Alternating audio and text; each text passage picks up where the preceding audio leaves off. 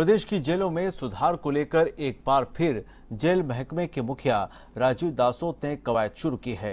जेलों में अव्यवस्थाएं और प्रतिबंधित सामग्री मिलने की खबरें सामने आने के बाद आखिरकार जेल प्रशासन ने एक विशेष अभियान शुरू कर दिया है। ऑपरेशन फ्लश आउट के जरिए जेल प्रशासन और राजस्थान एसओजी संयुक्त रूप से कार्रवाई कर जेलों में चल रहे अवैध गतिविधियों पर लगाम कस रहे हैं।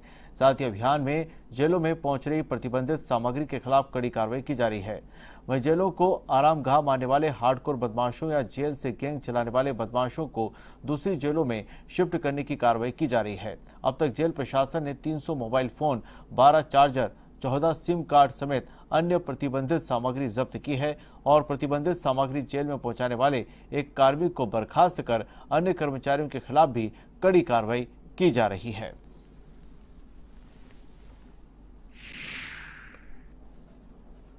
देखिए, राजस्थान में 105 जेलें हैं और 40 ओपन जेल्स हैं। इस प्रकार 145 हमारी जेल है। इन 105 जेलों में यदाकदा समाचार आते रहे हैं कि इनमें मोबाइल, अफीम, ड्रग्स, बीड़ी, गुटखा ये आदि तस्करियों के अंदर पहुंचते हैं और इस बात के भी समाचार आते रहे हैं कि यहाँ से आपराधिक गतिविधियों का संचालन भी कई बार होता है।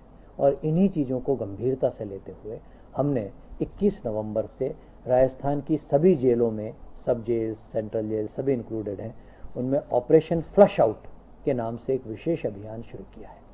ऑपरेशन फ्लश आउट के अंतर्गत हम सरप्राइज देते हुए सुबह, रात को और इसकी सघन तलाशियां जारी कर दी हैं हमने। जैसे कि संडे के दिन अभी 105 जेल की साइमल्टेनियस तलाशी हुई। कल 12 जेलों में तलाशी हुई, किसी की सुबह हुई, किसी की रात को अचानक हुई, किसी में हमने पुलिस का भी सहयोग लिया, किसी में ज़्यादातर में 95% में जेल स्टाफ ने खुद ने तलाशी लेके और बड़ी संख्या में मोबाइल, सिम्स, चार्जर्स, केबल्स आदि बरामद करने का काम कर रहे हैं।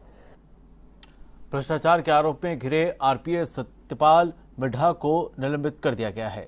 गृह विभाग की ओर से निलंबन के आदेश जारी कर दिए गए हैं। आपको बता दें कि जयपुर एसओजी में एसीपी रहते हुए सत्यपाल पर करोड़ों रुपयों की घूसखोरी के आरोप लगे थे, जिसके चलते उनके खिलाफ मुकदमा दर्ज हुआ था। कोऑपरेटिव सोसाइटी में यह घूसखोरी का मामला सामने आया था, जिसकी जांच जयपुर एसीबी कर रही है। वर्तमान में सत्यपाल नई दिल्ली के गाजीपुर में 8वीं बटालियन में डिप्टी कमांडेंट पद पर तैनात थे।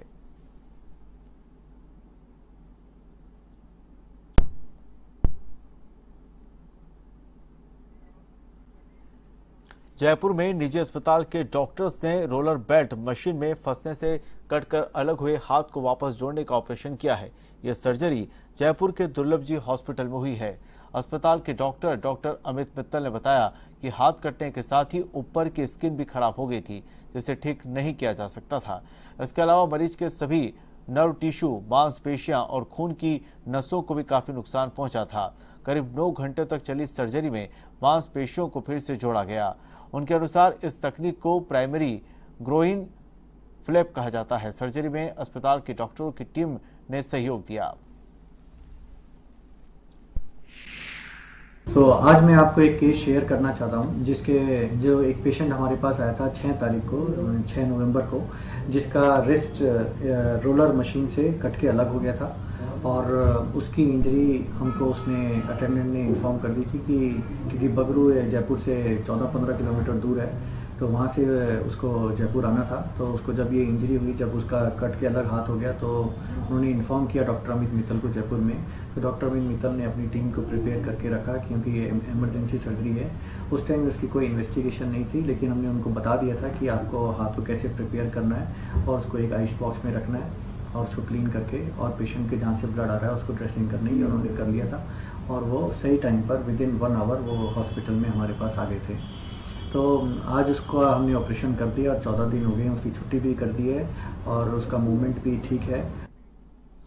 जयपुर के जम्मू थाना इलाके में NH 52 पर उदयपुरिया मोड़ के पास ट्रेलर ने कार और पिकअप को टक्कर मार दी।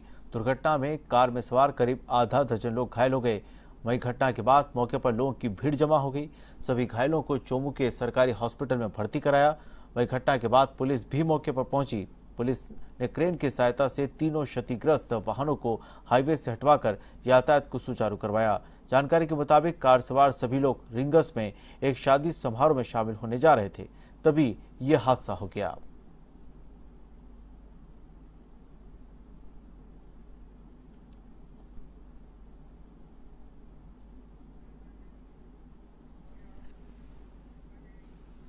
प्रदेश में स्कूल संचालक और अभिभावकों के बीच फीस को लेकर लगातार खींचतान जारी है। हाईकोर्ट ने अपने पिछले आदेश में निजी स्कूलों की फीस पर रोक लगा दी। बावजूद इसके निजी स्कूलों की ओर से फीस वसूली किए जाने और अभिभावकों पर दबाव बनाने के मामले सामने आते रहे। अब इसके विरोध में अभिभावक संघ ने अपना आंदोलन तेज कर दिया है। नो स्कूल नो फीस मुहिम के तहत आंदोलन कर रहे अभिभावकों ने सोमवार को शहीद स्मारक पर अनिश्चितकाल का धरना शुरू कर दिया है। अभिभावक चाहते हैं कि सरकार इस मामले का निस्तारण करे, साथ ही फीस वसूली को लेकर निजी स्कूलों की मनमर्जी पर कड़ी रोक लगाई जाए।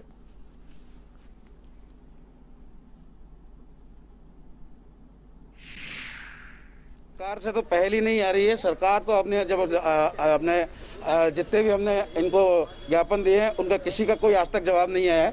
कोर्ट के अंदर जरूर जब स्कूलों ने जो एप्लीकेशन लगाई थी डेफरमेंट के ऊपर स्टे ऑर्डर मांगा था, कोर्ट के अंदर जब हमने उसके अंदर एप्लीकेशन लगाई तो पक्षकार कोर्ट ने बनाया और जो डिसीजन आया वो हमें मंजूर नहीं था। इसके लिए डबल बेंच के डिविजनल बेंच के अंदर हम लोग गए और कई वकीलों के मार्फत जब उसके अंदर चल रहा है मामला और उसके अंदर जब स्टे ऑर्डर लगा हुआ है तो स्कूल प्रशासनों ने जिस तरीके से मनमानी करते हुए धरना देके सरकार को दबाव का कार्रवाई की है और आज जिस तरीके से स्कूल प्रशासन बच्चों से फीस मांग रहे हैं, ऑनलाइन क्लासेस से उसके अंदर बात कर रहे हैं। आज सरकार कोर्ट के अंदर से जो स्टे ऑर्डर के अंदर साफ लिखा हुआ है कोई करेक्टिव एक्शन नहीं लिया जाएगा, एजुकेशन को किस तरीके से हैम्पर नहीं की जाएगी। उस सब के बावजूद जो फीस मांगी जा रही है आज और सरकार किस तरीके से मिली हुई है, ये बिल्कुल हम बात कर रहे हैं इनके ऊपर। गुरु नानक जयंती के अवसर पर क्रिएचर फाउंडेशन की ओर से जयपुर शहर की कच्ची बस्तियों और हॉस्पिटल में फूड पैकेट का वितरण किया गया। जेकेलॉन हॉस्पिटल, महिला चिकित्सालय सांगानेर, एसएमएस हॉस्पिटल और जनाना अस्पताल समेत कई अस्पतालों में सभी मरीजों के परिवारजनों और पीड़ित महिला बच्चों में पैकेट्स वितरित किए गए। इसी के साथ क्रिएचर फाउंडेशन की ओर से गुरु नानक साहब के संदेश सब मिल बांट के खाएं और कोई भूखा न सोए के दिसंबर को पूरे माह में अमल किया जाएगा। इसी तरह फूड पैकेट्स जरूरतमंद और असहायों के बीच वितरित किए जाएंगे।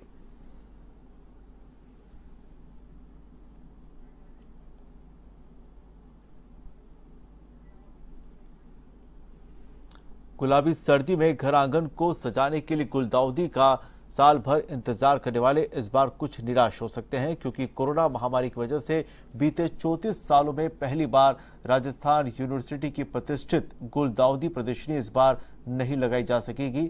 70 किस्मों के 4000 पौधे विश्वविद्यालय की नर्सरी में इस बार भी प्रदर्शनी के लिए तैयार किए गए थे, लेकिन महामारी के खतरे को देखते हुए बागबानों की मेहनत के कद्रदान उन्हें निहारने नहीं पहुंच सकेंगे। साल 1986 से निरंतर गुलदाउदी के फूलों की प्रदर्शनी लगाई जाती रही है।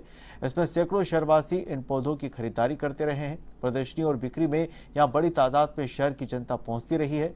कोरोना में भीड़भाड़ से बचाव और लोगों की सुरक्षा को देखते हुए मौजूदा समय में विश्वविद्यालय में एंट्री को भी सीमित कर दिया है। साथ ही गुलदाउदी की बिक्री भी आम जनता के लिए इस बार नहीं होगी।